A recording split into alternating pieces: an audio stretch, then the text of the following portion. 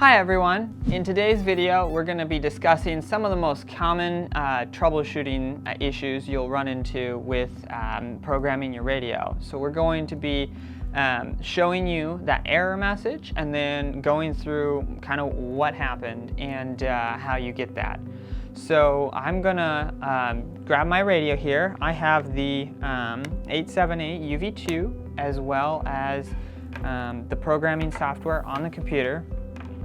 One of the most common things, I know it sounds silly, but those of you who have multiple radios, each radio comes with its own programming cable. Some programming cables are not the same across all radios.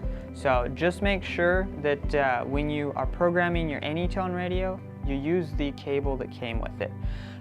If you want a good idea, you can, right when you first get the radio, just take a piece of tape, mark that cable, and then you won't have an issue identifying which one's which. So I have the radio plugged in to the computer, and let's turn that on. So we're going to open the programming software for that radio, the UV2 programming software. One of the most common things that we get from people is they forget to read their radio before they start writing their code plug. So they'll go in here, they'll edit a channel, make all the changes that they want, and then from there they will be like, got my code plug all ready. So maybe they'll have a zone in here, etc. And their radio ID, we're just going to use a test one, but they'll have that all programmed and ready to go, and then they'll plug their radio in and they'll go up here, they'll set the COM port and do all that stuff correctly and then write to the radio. And what the problem with this is you'll get this band error message that you'll see. So the CPS by default ships, I believe, in the European band, but it doesn't start at the band that we send these radios out in. So the easiest thing to do to fix that error is just read from your radio before you start programming the radio at all. So what you'll do is you'll just click read from radio instead, and that will read in the band settings and all the other information that comes preloaded on the radio. And from there, you can start modifying your code plug and changing that up so you can write that back to the radio. So for this next one, we're going to demonstrate you got a code plug from your friend, and then you want to go ahead and load it in your radio.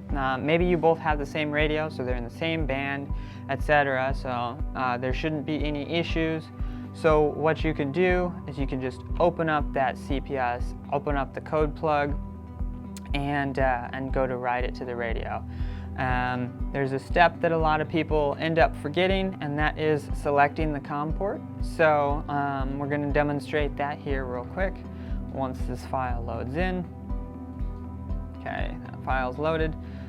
So basically go to write to the radio, and then hit OK, and it says cannot open communication port. This is likely due to the fact that the communication port or COM port wasn't selected in the first place, especially for those of you who have multiple COM ports on your computer used for different things. So we'll just go up here to the cables icon. You'll see the COM port is there. You just click on that and then go back to your write to radio and hit OK and click OK again. As you'll see, now it's working. So that's a really easy thing to check.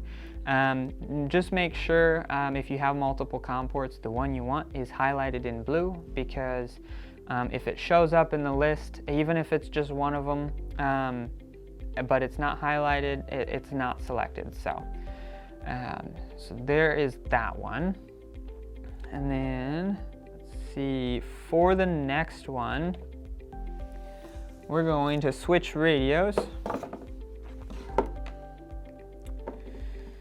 this happens from time to time.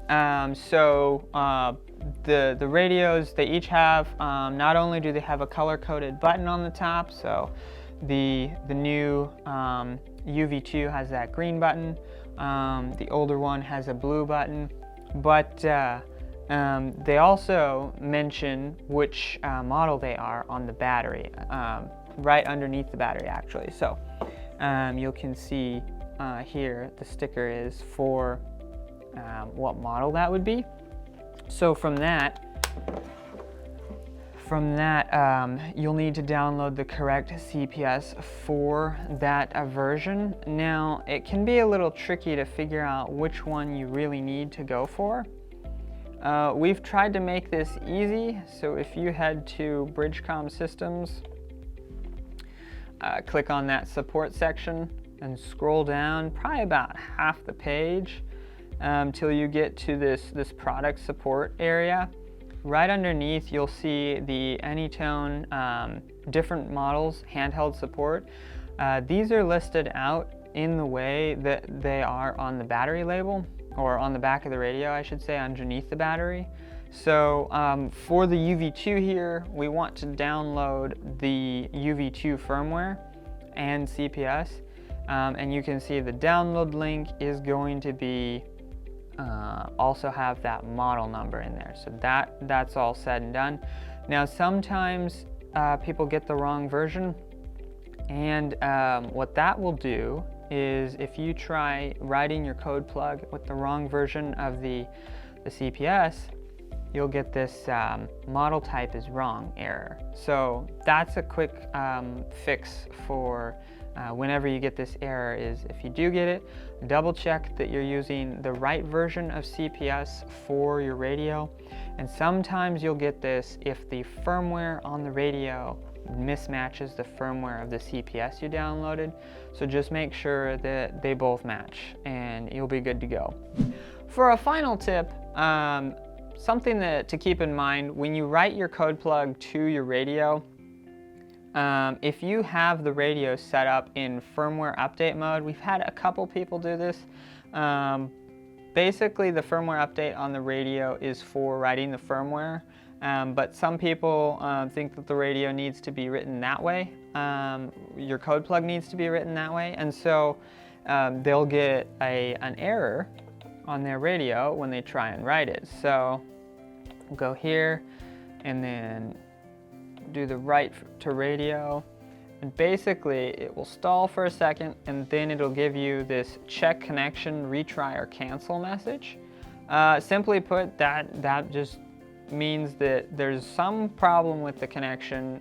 It can tell there's a COM port there, it tells it's the right device, it just can't communicate with it, and that's because the radio's in firmware update mode. If we were to restart the radio and just boot it up normally, this is how you write your code plug in general. We'll go ahead and, now that that's on, basically when we retry this, nope, cancel out, yes, write failed. So we're gonna go make sure that COM port's set and then hit OK, and it should start writing, and there we go. So if you ever get that check connection or link error message, double check. There's two things that could cause that. One is the radio's in firmware update mode. Another is you've grabbed the wrong programming cable. All right, and that wraps up our video on troubleshooting programming issues. So this has been Eric with Bridgecom Systems, and thanks for watching. 7-3.